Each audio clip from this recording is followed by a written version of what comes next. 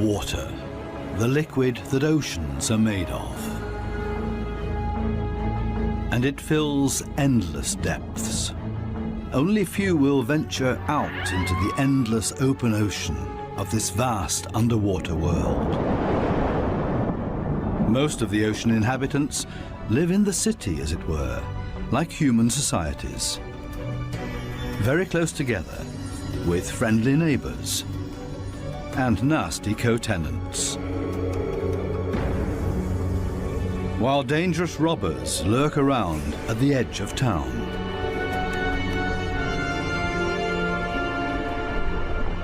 To assert yourself here, you have to be equipped with all kinds of tricks and clever strategies, or lie and cheat. Coral reefs are the largest structures in the world. They're giant submerged metropolises.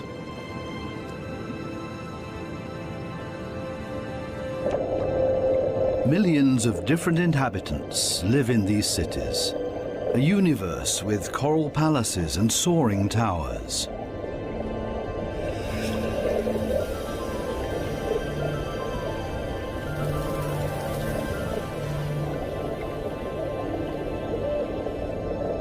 Every neighborhood has a chief. The entire street belongs to this guy. No trespassing, okay? A typical large city with all the noise and ruckus.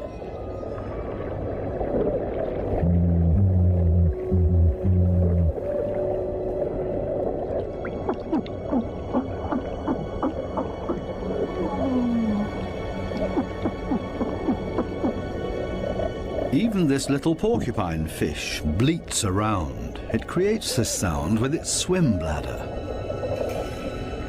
Two small harlequin shrimps are nibbling on this blue sea star.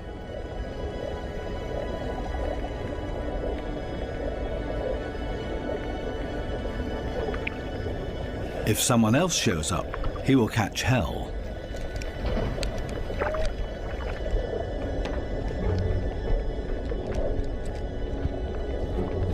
Another harlequin shrimp busy pulling a bite out of a sea star.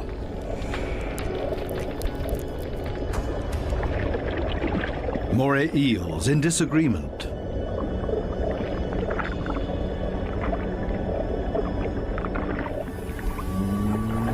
A scorpion fish shuffles across the ocean floor.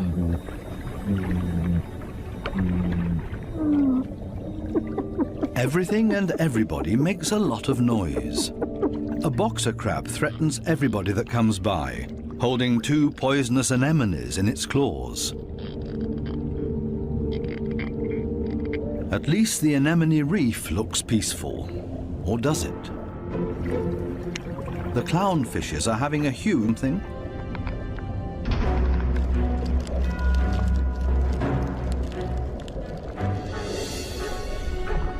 It's a ray that's getting away. A dispute amongst the members of the cichlid family. Who is stronger, and especially who is louder?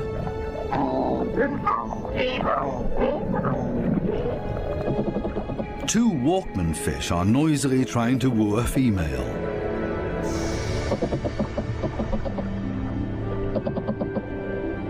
Big city noise everywhere, especially when a large structure is being torn down. Everybody lives in their own way in this noisy metropolis. Some hover above it all, but others are more down to earth and literally live in the coral sand. These goatfishes, for example, they plow through the ocean floor and catch smaller animals between their teeth. They use their barbels like a dowser. With them, they can detect even the weakest electric fields that point them towards small prey.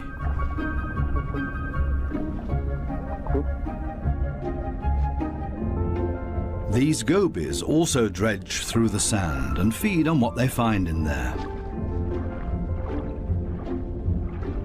There's another way of finding prey in the sand. This blue-spotted stingray uses its wings like shovels, and there's always a chance of stealing something. While one works, others just stand by and feed on what's left over, maybe a piece of crab or a mussel. You have to be very familiar with this area to find the best morsels.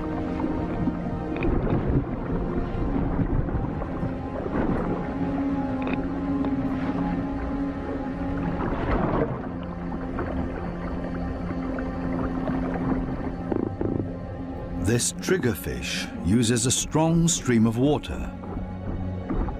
The fish blows away the sand to unearth whatever is hidden inside it. Others are quick to steal whatever they can.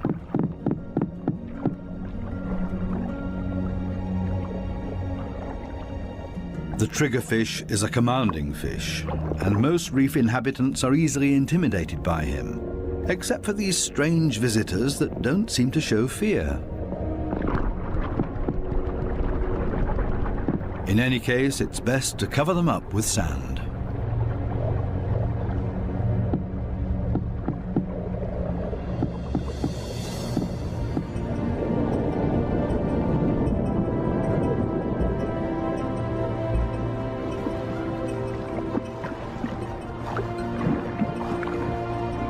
It's not easy for a small fish in a big city. There's always somebody with bad intentions, and you have to be extra careful not to get swallowed, like these moon wrasses, for example. So it's always safer for the smallest among the reef inhabitants to show up in schools. It's difficult to keep an eye out for only one little fish, and as a result the predator often grabs blindly at nothing and comes up empty. To show up in a big mob is always safest. Others are easily distracted at the sight of so much prey all at once. This easygoing giant pufferfish would never have a chance here anyway. Being part of a school of fish is always the best protection from predators. The slow ones are being ignored. No danger here.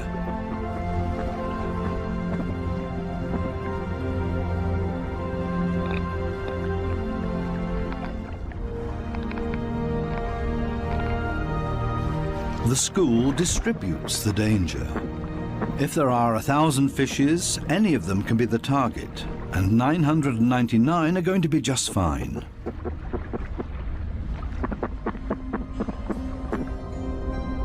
But what about loners, or those that live as a couple?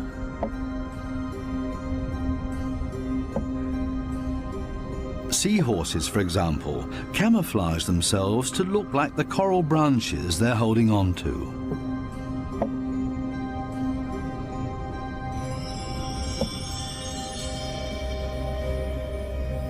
Even more difficult to see, where is the animal here?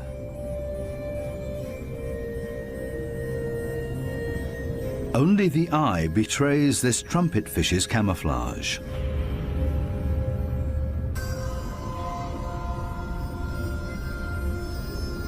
They do everything to not look like themselves, ornate ghost pipe fishes. They're inseparable, a couple. The female is already carrying eggs in her extended belly. Before long, the male will fertilize her eggs. They are still regular fishes, despite their unique costume. This one looks like torn-off seagrass. The spiny wasp fish rocks back and forth in the current.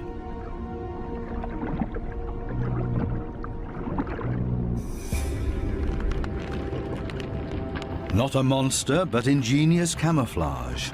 A spider crab that's decorated its head with a sponge. This will deter any predator.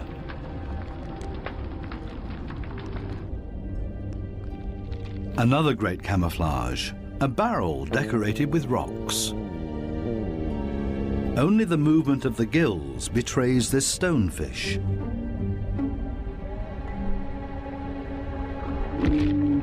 Even a smack with a fin doesn't bother him. The fish knows it will not hurt him. It only shoves him a little further to the side.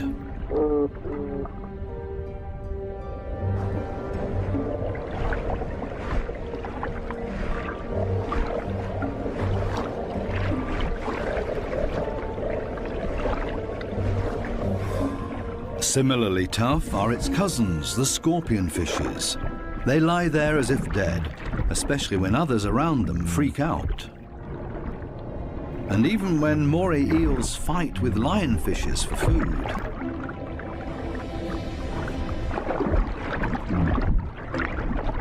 The scorpionfish lies in wait for its chance, and then immediately becomes completely motionless again.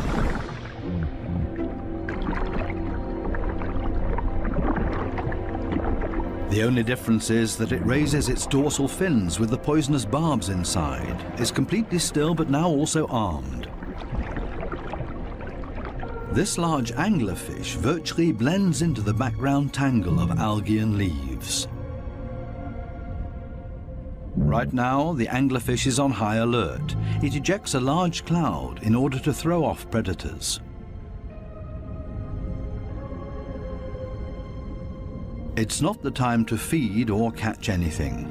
Its angling rod is lying flat on the fish's back. The white tip at the end of the rod is used to lure prey. The anglerfish feels threatened by something. Finally, it gives up its camouflage and moves further over, using its fins to float. As soon as the fish retracts the fins, it sinks to the ocean floor. Anglerfishes come in all kinds of shapes and sizes. Their trick is ingenious, using the angling rod as a lure. And every curious little fish becomes dinner. Many animals, including ocean inhabitants, communicate with a mixture of sounds and behavior. Everybody has to look out for their own survival in this metropolis of ocean inhabitants. But it seems maybe not quite everybody does it by themselves. The partner goby has come to an agreement with two pistol shrimps. The goby keeps an eye on things while the shrimps keep maintaining their hole. Larger rocks at the entrance are ideal for securing it.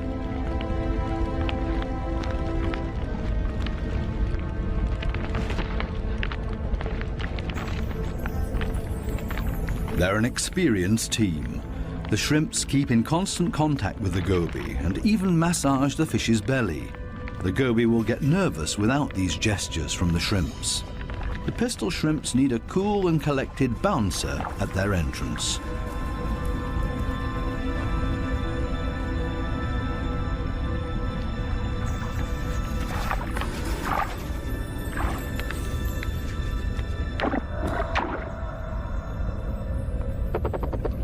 Teamwork. This is where the anemones settle with their poisonous tentacles. Whoever gets caught by those will pay for it dearly or lose their life.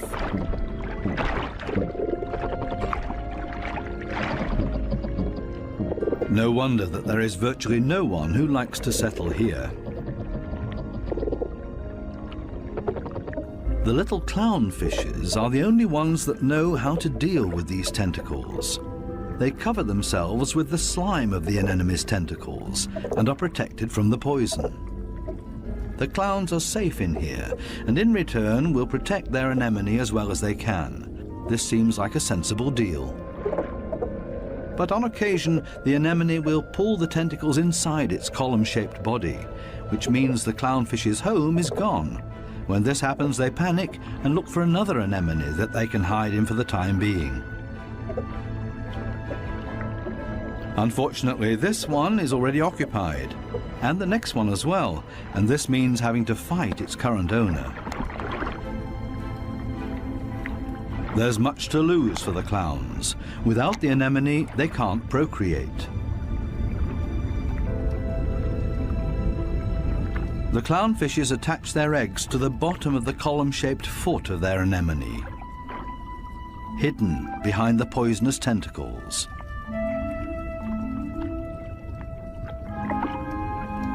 Both male and female tend to the eggs.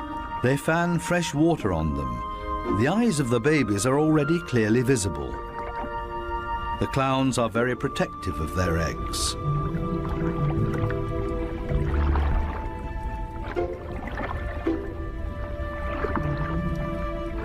It takes the two of them to protect their offspring, and only in conjunction with the anemone. Everybody in the reef has to take special care of their young. If they don't, it means their species will simply die out. So it's not surprising that everybody gives it their best effort.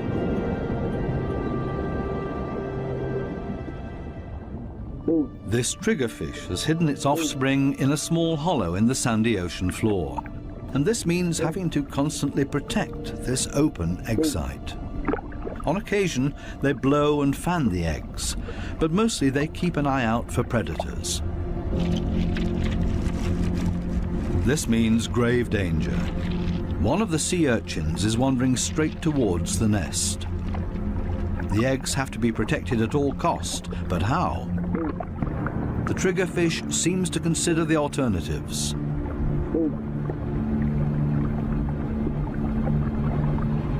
But then it blows and then rams the sea urchin.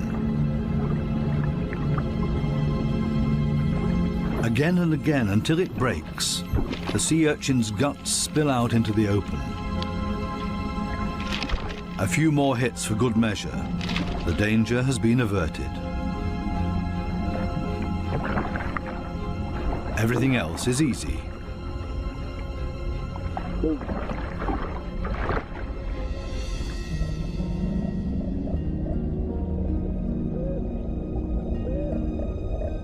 Two little damsel fishes cling to a coral branch, a pretty and obviously inseparable pair. They appear to have something important to do. And there it is. The female has been laying eggs and glued them to a coral branch. Over and over again, both of them sweep past the eggs to keep them clean. Two very busy parents in the middle of town. Not far from them, the same kind of damselfish, but this one is feeding on the eggs, not tending to them. This damselfish's priorities have changed. Its partner is gone, and it's impossible to bring the eggs through by itself, so it feeds on its own eggs to at least recycle the nutrients.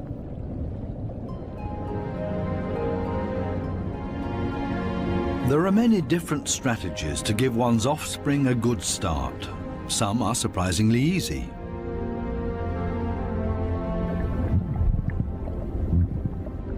The mass mating of the black sea breams.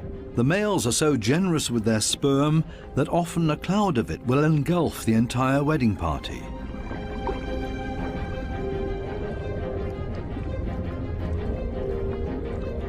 Countless couples and constantly in motion. A predator would have a hard time to find its bearings in this schooling behavior.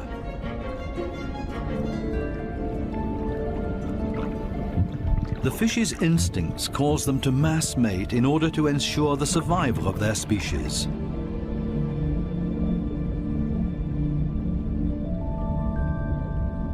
Cardinal fishes have their own clever means of child protection.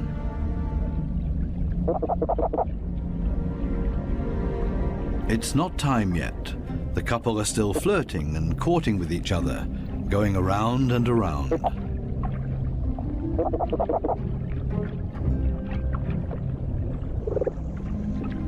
We'll leave them to it and take a detour to a couple not quite as gentle with each other. Monkfishes live in groups, and their nests are very close to one another. As a result, all the fishes are alerted to a predator nearing their nests.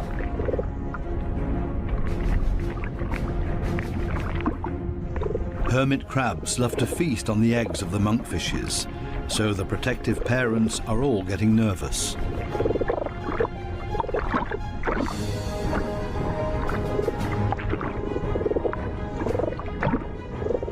The hermit crab is still far enough away and currently busy with something else. The hermit crab's best defense is its house that it carries around for protection. The patience of the monkfishes is wearing thin.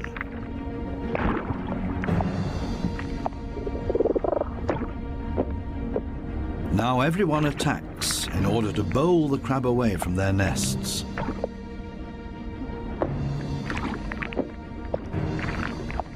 They're clearly telling this hermit crab to take a hike, but they should have stayed with their offspring because there's new danger approaching. A gaggle of rainbow wrasses takes advantage of this unique opportunity and ravages the monkfish nests. The predators are quick, brutal, and in the majority. Most of the monkfish eggs will be devoured. An attack of this kind would never happen to the cardinal fishes because they are mouth brooders and don't have to watch over a nest that's out in the open. The males carry the eggs in their mouths, up to 20,000 of them.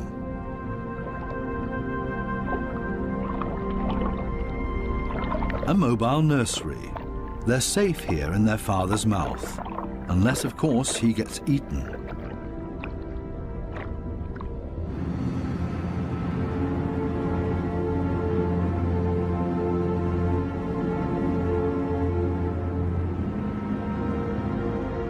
During the night, when it's dark, the danger is greatest. These underwater cities have a very active nightlife with special attractions. Basket starfishes come out and sit in the current. It's a night-active type of brittle star. With their arms full of tiny little hooks, they filter plankton out of the water to feed.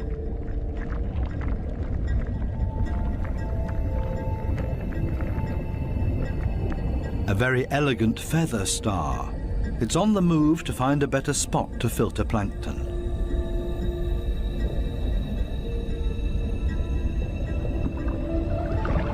This Spanish dancer is even more graceful and elegant than the brittle stars.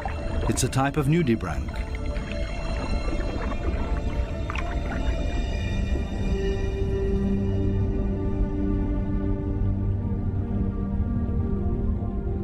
The giant pufferfish is relaxed and spends the night dozing off on the sandy bottom. Others prefer the safety of their quiet bedroom, a surgeonfish. Everybody settles in for the night as comfortably as possible. The parrotfish tucks itself away in its mucus cocoon for protection against predators. Everybody's sleeping arrangements are different. The poor triggerfish has to stand guard by its nest all night long. There's no time to rest.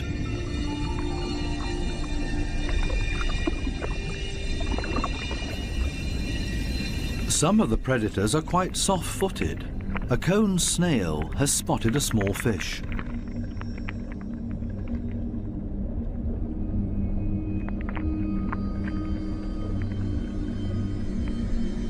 The snail is fast, and the prey disappears in the blink of an eye.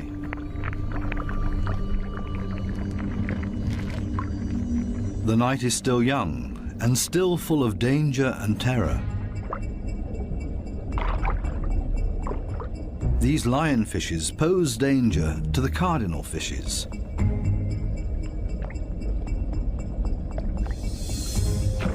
Lionfishes suck in their prey.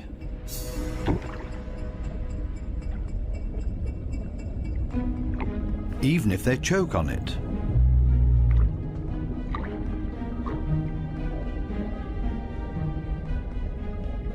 They're hanging around waiting for their chance.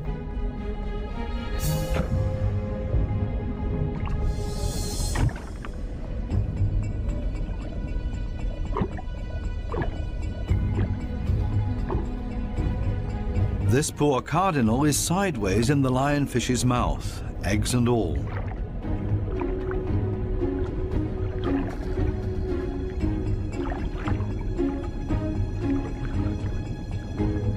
Lionfishes aren't the most elegant predators, with all their attachments and frayed fins. But this is all part of their camouflage. They're harder to see and blend into the background. Outside the reef, the lionfishes hunt as a school.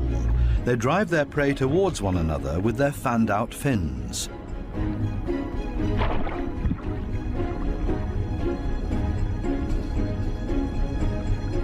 They prefer to attack from above, cornering their prey. This is not a different location, just different light. These special blue lights totally change the appearance of the reef.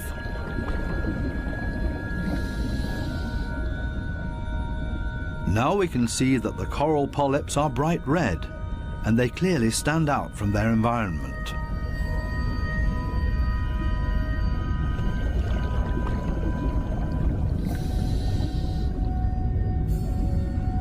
A new and fascinating perspective on the communication of many ocean inhabitants. And suddenly an eruption of sorts.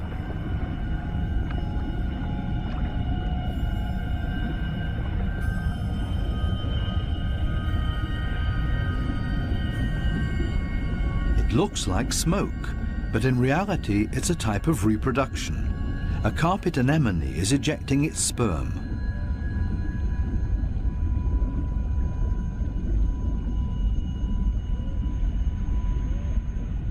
In the blue light, it looks like a dramatic eruption.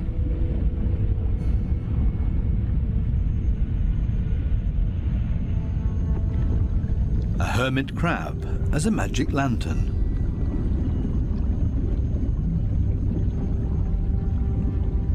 The blue light brings out these colors.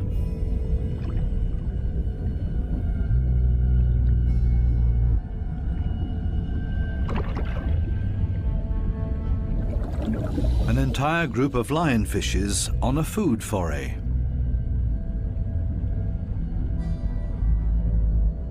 The animals don't seem to know any fear. It seems that they're well aware of the poison they carry in their back spines.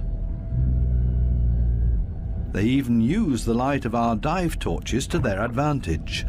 There's no nightly rest to be had here.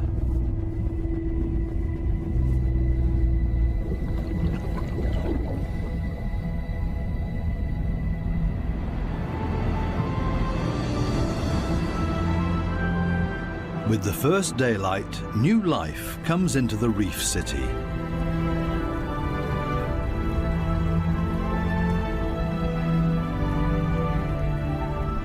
They all seem to start going again, ponderously with armored fins.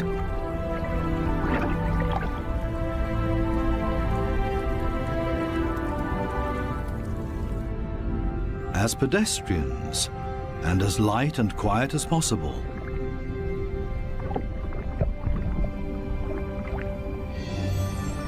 Mother and daughter, elegant and synchronous. Some have to hustle along on 10 legs. This spider crab runs straight into a brittle star gathering. A giant smash-up in the early morning. Wildly flopping around, everybody tries to get away.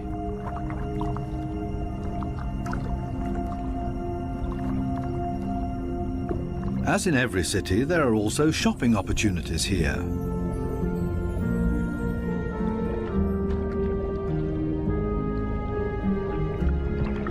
This moray eel knows her shops well. She rushes to her favorite store every morning. The same with this blue-spotted ray. But they haven't opened yet. It leans on one fin as if to say, it's waiting.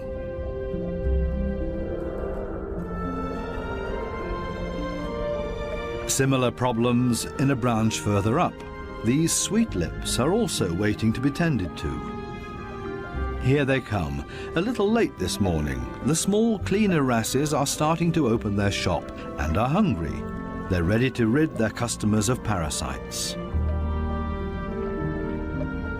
This ray is also being served. It likes to have its gills cleaned. This is a barter business. One side gets cleaned, the other fed. A very fair deal. Clownfishes seem to be excluded from this business because they can't leave their anemone. In their case, the cleaner fishes make house calls.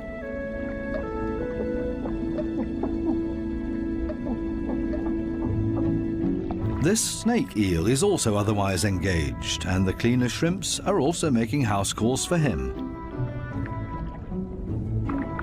Finally, it's the moray's turn. It has a lot of nutritious freeloaders on its skin and in its gills.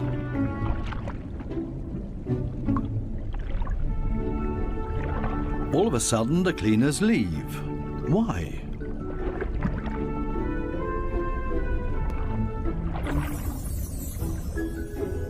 This Titan triggerfish is no better off. The treatment has stopped before he was finished. The cleaner fishes have new customers, clients that have never come to see them before, and they're now being preferred over old customers. The point is that these new clients will like the service here so much that they will come back again. The regular customers have to be patient and wait until the new clients are finished.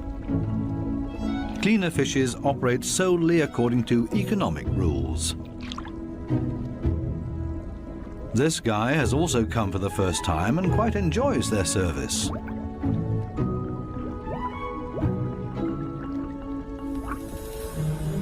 Sometimes it's too much of a good thing, though. This small black-spotted puffer just wants to look around and is not asking for a cleaning at this time. It swims away quickly and clearly annoyed.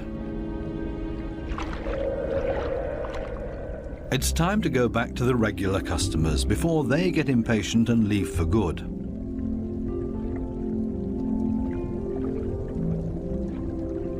Digging deep where the gills are dirtiest.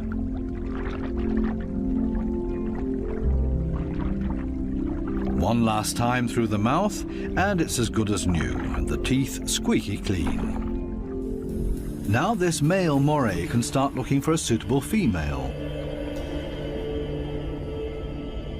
She is clearly not interested in male visitors. This next dugout also does not look encouraging.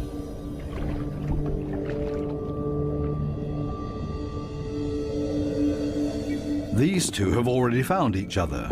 A strange pair with a triggerfish as roommate. They seem to get along just fine. It's difficult to cut in as a stranger.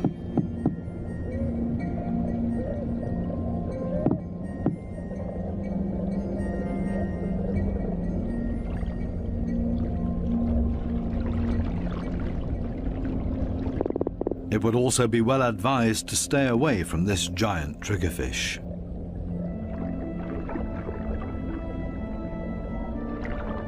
This, on the other hand, might be a different situation. It's important to be patient.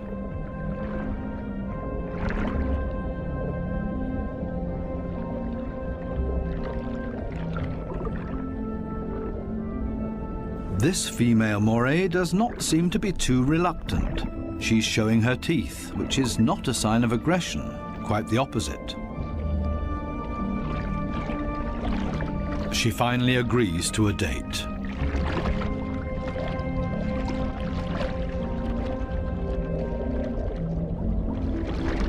The two of them are getting to know each other.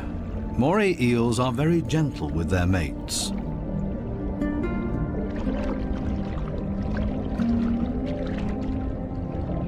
And they can't get to. Together, they're a strong team.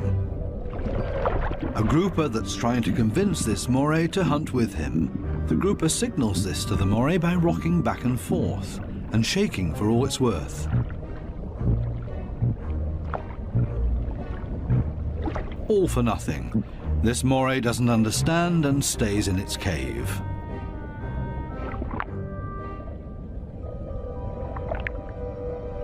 Next try. Maybe the moray will react this time and swim with him. Again, no luck.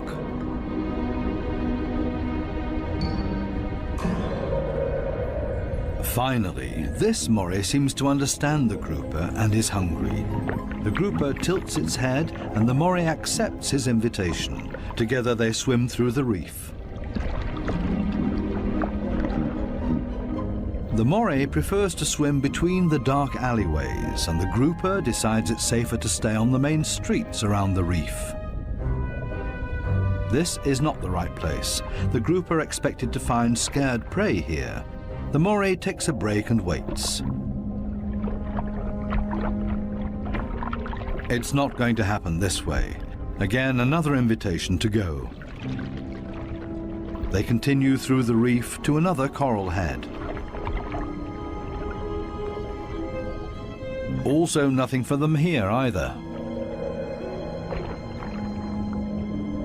The moray is getting ambitious as well now and initiates a hunt on her own.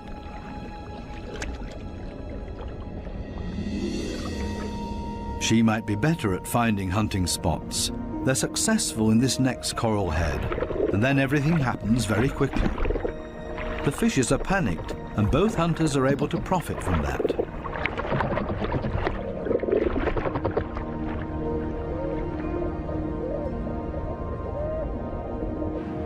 This coral city offers living space for millions. Many hideouts and crevices provide protection for everybody. My home is my castle.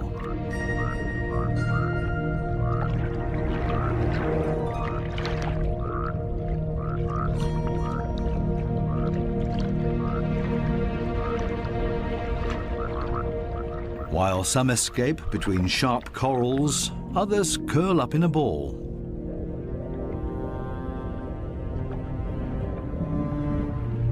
Octopuses don't have bones and are therefore able to change shape. Their homes are usually very tight and space-saving.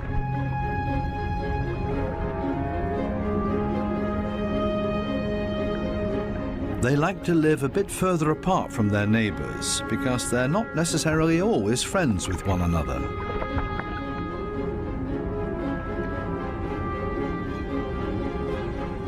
It might be best to put up a wall of stones between them. The ocean offers many hideouts, which is synonymous with survival for many ocean inhabitants.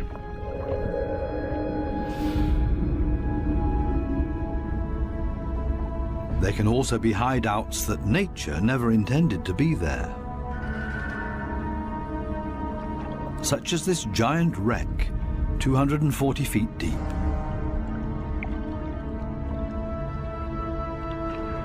A research submarine on its way into the deep comes across a sunken freighter. It's an artificial world with countless nooks and crevices to offer protection and a home for many ocean inhabitants.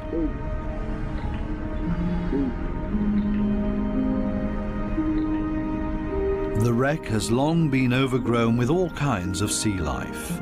The side of the hull has become a living wall made of corals and sponges.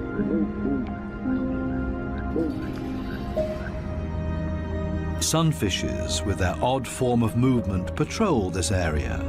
They're looking for jellyfish.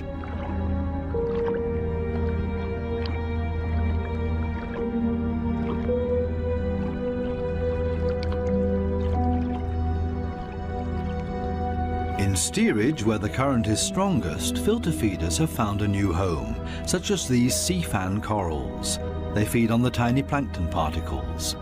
A unit that has grown together made of technical, man-made and organic structures.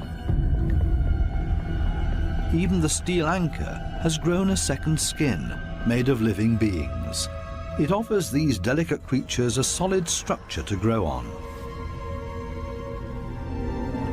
They have all made a comfortable home in this sunken world. Not even the lights of the stub disturb any of the wreck inhabitants. New life has been created out of the tragedy of this sunken ship, the ingenious, life-renewing cycle of nature.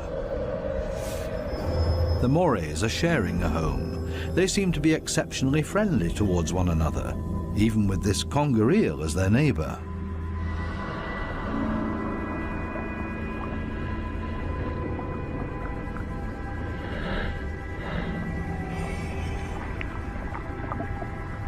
Even the octopus remains unharmed by the morays.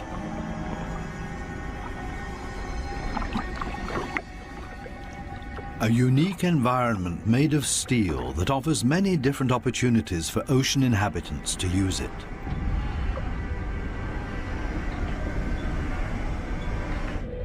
Even this fishing net offers a conger eel a place to hide. The original destination of the sub is located a bit deeper, a picturesque underwater city full of ancient amphora architecture. An antique merchant vessel sank here. Only the clay containers, once filled with Greek wine, are still visible. Now they offer homes and protection to many ocean inhabitants. Similar to the reef, hiding places are essential for staying alive down here. The amphorae have a very special shape.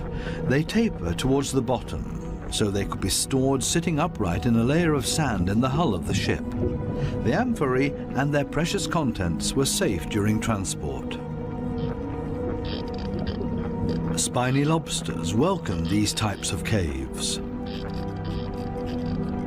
Conger eels also feel safe in this mess of amphorae and shards of clay, as if it was made for them and their slender, long bodies.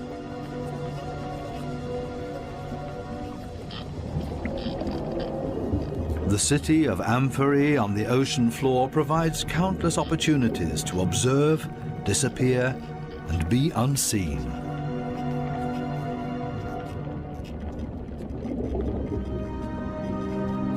Maybe that's why this city seems to be very calm and orderly, even when the conger eel swims above everybody's abode. Nobody panics because they only have to withdraw slowly into their homes and are safe. The same goes for this forkbeard.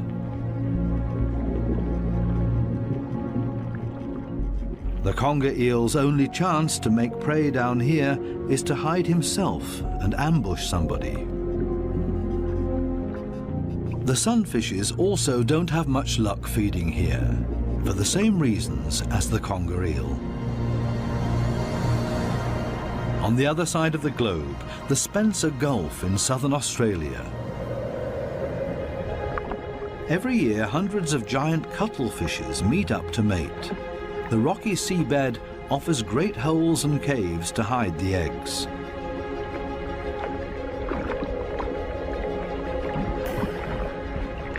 The females are smaller than the males and seem to be a bit shy, keeping their arms tucked tightly together.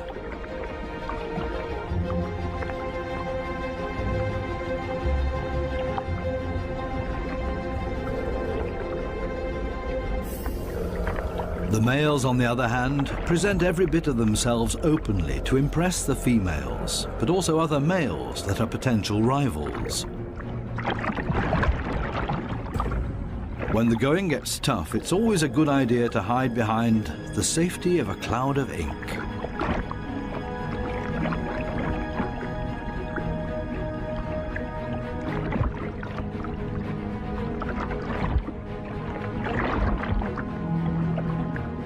Without much success. Escape in reverse.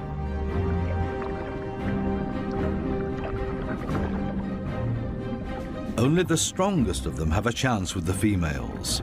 He's a winner and courts his female by changing his color to interesting stripes. She has agreed to mate with him, and they hug tightly. He deposits his sperm package into her mantle opening.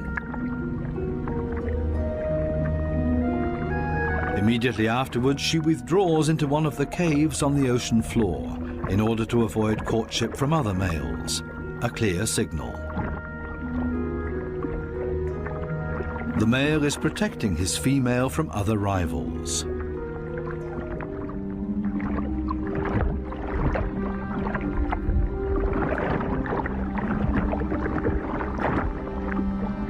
But there's always the unexpected. A so-called sneaker male tries to cut in. This male is much smaller and pretends to be another female by acting like one, very demure and shy.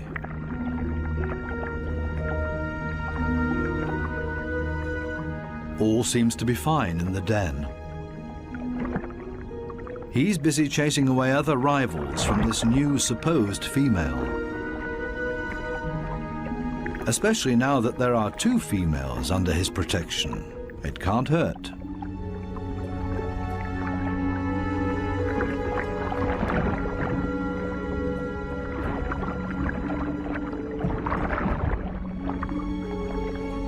The 2 supposed females on the bottom below him are getting closer to each other, the sneaker male and the female. They mate in secret, under the protection of the strong male. As soon as the sneaker male is found out, it gets dangerous for him, but he has achieved what he came for and mated with this female. The beatings are nothing compared to the glory of his success. Intelligent strategies and tricks are essential for survival underwater and part of everyday life. A final dive into the magical world of sharks. This spot on a sandbank close to the Bahama Islands has great attraction for these lemon sharks. They come here by the hundreds, and nobody exactly knows why.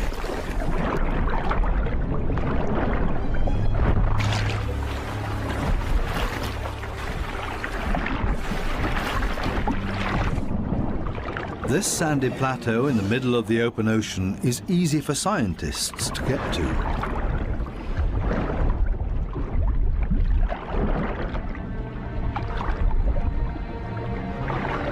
This experiment will show how sharks react to their own reflection. The metal mirror stands upright on the seabed. The animals that swim towards it will see their own reflection coming closer. How will these lemon sharks react? Now the researchers have to have strong nerves. Things stay surprisingly calm. The foreign object is almost ignored, as if it had been there forever. The sharks either swim past it or underneath it.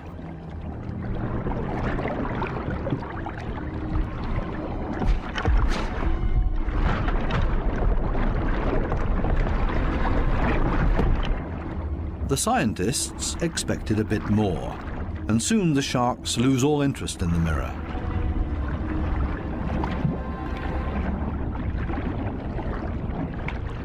Some sharks even calmly drop to the seabed to rest.